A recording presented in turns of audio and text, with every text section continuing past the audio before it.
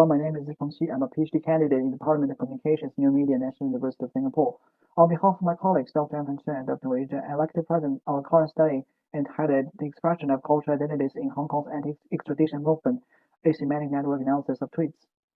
So as you know, cultural identity has been a crucial catalyst for the initiation and continuation of social movements. According to the latest cultural identity survey conducted by the University of Hong Kong in 2019, more than three-quarters of Hong Kongese identify themselves as Hong Kongese ahead of Chinese, threatening the very foundation of the one country, two systems principle. As you see, people often carry some multiple identities that are qualitatively and quantitatively different. For instance, HKers have both a distinctive local identity and more integrated national identity, and they emphasize their distinctive identity more. Various studies have explored the historical origins and evolution of cultural identity. However, little is known about the aspects of cultural identity expressed by individuals and how the salience of different aspects of identity manifest in a specific social movement. Therefore, in this study, we try to explore how HKers on Twitter expressed and coordinated their multiple identities, which both distinguished them from outsiders and integrated them into a community. The formation of cultural identity derives from two key aspects: primordialism and civic values. HKers and mainlanders possess shared ethnic and historical origins that are culturally Chinese. However, their biggest difference lies in their understanding of political values such as democracy and freedom. HKers' complex feelings toward Chinese identity derive from their senses of post-materialist values, victimization, autonomy, and superiority. The diverse aspects of cultural identities have mobilized an area of symbolic order and cultural imagination and generated various types of social movements in the past 2 decades. Ashford and Johnson named the process of ordering one's multiple identities in which distinctive identities are encompassed by the integrated ones as nested identity. In nested identity structure, both distinctive and integrative aspects of identities are important. Different types of identities have different salience and functions in different situations. The appropriate adjustment of the order of distinctive and integrative identities in a given context matters.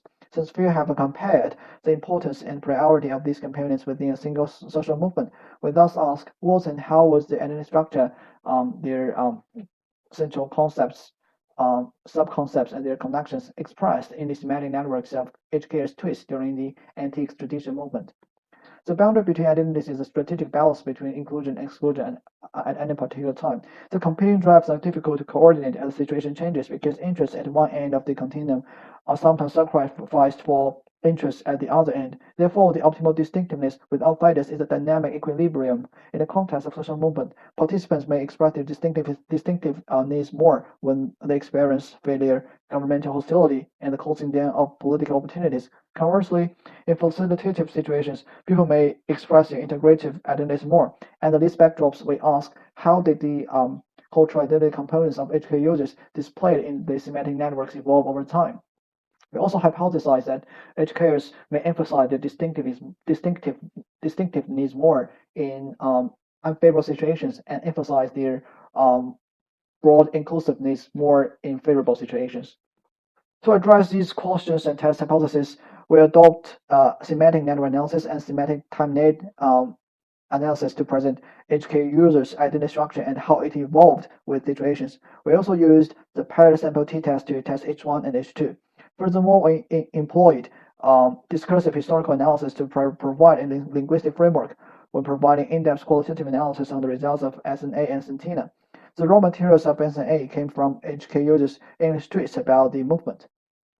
Our data collection analysis have undergone 3 key steps.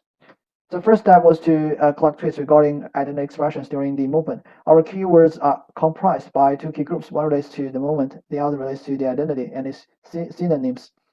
The second step was data screening, in which we selected tweets posted by HK users. The third step was the semantic network analysis. We extracted the meaningful code words from the collected HK's tweets, constructed the co-occurrence matrix of words, generated the semantic network diagram, and conducted a cluster analysis. In this step, we also ran a Sentina to illustrate key terminators that can represent the main themes of identity expressions across the 8 months of tests from June 2019 to January 2020. Our interpretation of HK users' identity expression is based on 3 key angles: nomination, predication, argumentation. Nomination is defined as the labeling of social actors. We identify noun phrases to examine how HK's identities and related actors were discursively constructed. Predication indicates the stereotypical and evaluative trait of a social actor. We extracted adverb and adjective colloquies used to describe HKers, their enemies, and relevant others to explore HKers' attitude toward their own and others' identities. For augmentation, we analyzed the topoi or frames of reference used to legitimize their claims and seek recognitions. So this is the result of our SNA. The figure reveals the overall semantic network of HK users' identity expressions comprised by several key clusters. We regard the clusters with the highest percentages in a network as being the collection of core concepts and the rest as subconcepts. The overwhelming majority of concepts demonstrate an intertwined sense of democratic values and victimization, as displayed in the purple cluster. The common nouns and descriptions indicating the in-group nature include good people who pursued democracy, freedom. The out-group refers to the police and its supporters. The blue and orange clusters are densely related to the purple cluster. Local police employed disproportionate force to harass protesters, which was uncivil and inhumane. Users' focus has shifted from the bill to the inhumane handling of the protest as the movement develops. Resistance is framed not only as a challenge to authority, but also as the righteous action of defending basic humanity. Remarkably, users didn't identify with their ethnic origins. For instance, some users said that HK carried on the mantle of the Tiananmen protests of 1989. They revealed moral concerns toward the communities of dissidents in China. The light green cluster highlights a sense of autonomy. HK users used legal concepts to justify their fight for autonomy by arguing that the extradition law and the anti-mask law were unconstitutional and inconsistent with the spirit of the basic law. Another source of this sense of autonomy is rooted in social history or primordialism. HK users viewed themselves as the dominant group in HK and believed that they deserved more consideration in terms of enjoying exclusive resources and rights, which shouldn't be conceded to the mainland's demands. The black and red cluster both represent an effort to reach out to external support. They express fear and helplessness caused by the threat of the Communist Party. Nevertheless, many Western countries didn't put HK issue at the top of their agendas. Some countries even tolerated and adopted pacifying policy for their own benefit, such as US-China Phase 1 trade deal. When immediate and long-term outrage and fears were not enough to legitimize and spread their appeals, HKers abstracted the identity conflict between themselves and the mainland into a conflict between democracy and autocracy, redefining struggle over identity as a struggle over ideology. Twosaki 2, which one month as a unit of observation, compares the proportion of different clusters of identity concepts. The result reveals three key trends in this semantic network's evolution. First, the pursuit of democratic values and the sense of victimization is clearly the dominant during the entire period. Second, the prominence of other concept clusters was more sensitive to particular situations. Third, although least employed, sense of pride was shared when action was initiated or temporary victories achieved, such as the withdrawal of the bill in September 2019.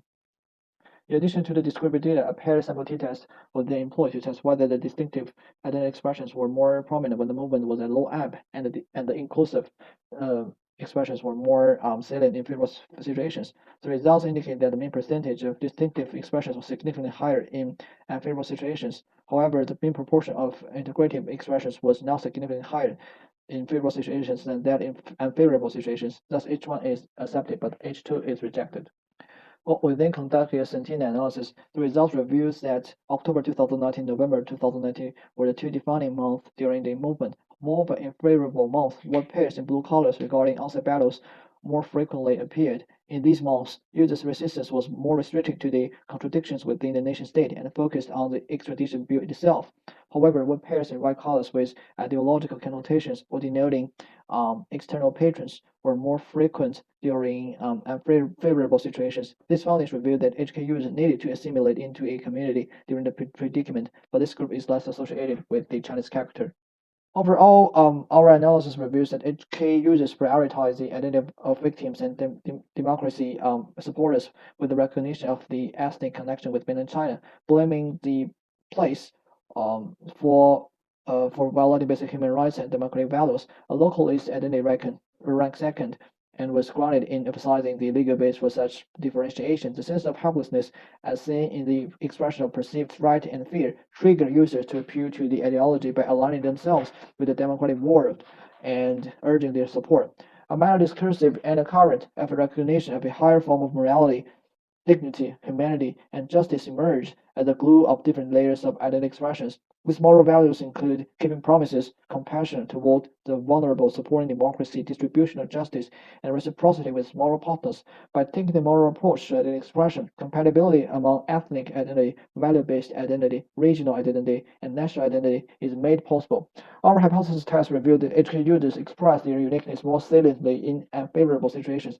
However, HK users' recognition of cultural Chinese based on democratic values has always been in a dominant position and didn't change significantly as the situation evolved. By aligning their victim identities with the responsibility of democratic countries or the history of communism's persecution, HK users could still make the balance of inclusiveness and distinctiveness needs achievable. And this is what social movements bring to identity politics is the recharacterization and transcendence of a nation-state framework so that regional residents don't acquire a sense of distinctiveness from their geographical location. Local residents simultaneously meet the needs of inclusiveness and amplify their distinctiveness by pursuing a superordinate identity of moral, democratic, or ideological subconcepts. However, such recharacterization in the form of immorality, in which political Chineseness is denied by the cultural Chineseness is maintained, implies that a disconnect between the HK and mainland people may arise and undermine the social movement support base. Therefore, how to make people's identity appeals anchored and fluid within a reasonable range so as to control the scope of contradictions, how to restrict the extent of official intervention so as not to dash the hope of protesters to achieve ideals by constructive ways, and finally, how to promote the optimal distinctiveness recognized by both sides are questions worthy of exploration in future research. And that's all. Thanks for listening, and I look forward to your comments and suggestions.